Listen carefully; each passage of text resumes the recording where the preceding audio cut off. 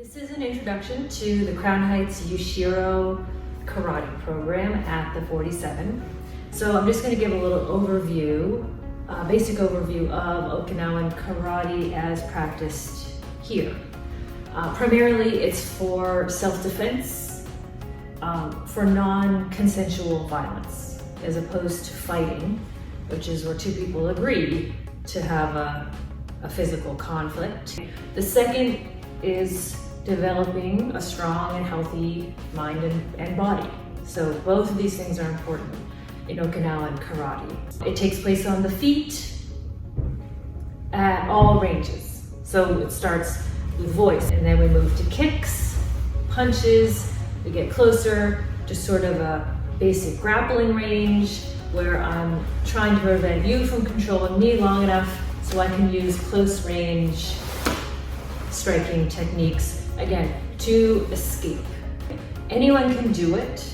You don't need to be strong, you don't need to be young, fit, coordinated, have any special equipment. All you need is interest and a commitment to learn the techniques. What are the techniques? What are the ranges that we're using? So the emphasis here is using the body mechanics and footwork to protect yourself from somebody who's trying to harm you with the goal of escaping. So I'm not trying to win a fight, I'm not trying to dominate somebody. I am trying to not be hurt and escape a dangerous situation. It's very technical, and with the idea that with technique, a smaller person will be able to compensate for a size and strength disparity.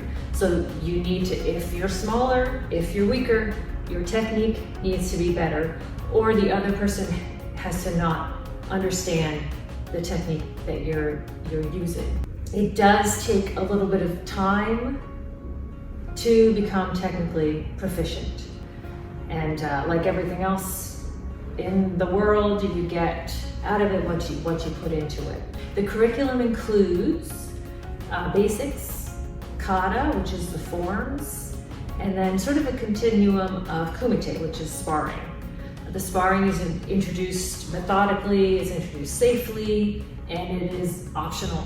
So if you aren't comfortable yet, or if you just decide, I never am interested in pretending to fight somebody, I don't need that stress in my life, you do not have to do that. I will say that kata, the forms, this is probably the linchpin of Okinawan karate.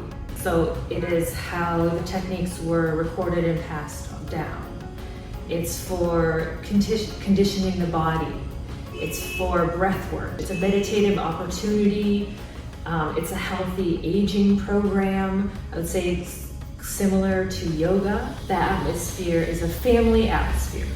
So this is very typical, I think, of Okinawan karate schools. The emphasis is on courtesy, cooperation, overall health, continuous improvement and perfection of the techniques throughout a lifetime. There's a philosophical element to karate, which is related to where it developed. Okinawa, which is an island chain, is now part of Japan, but it was an independent kingdom called the Ryukyu Kingdom, and it's kind of halfway between Japan and China, and it was a stopping point for ships throughout Asia.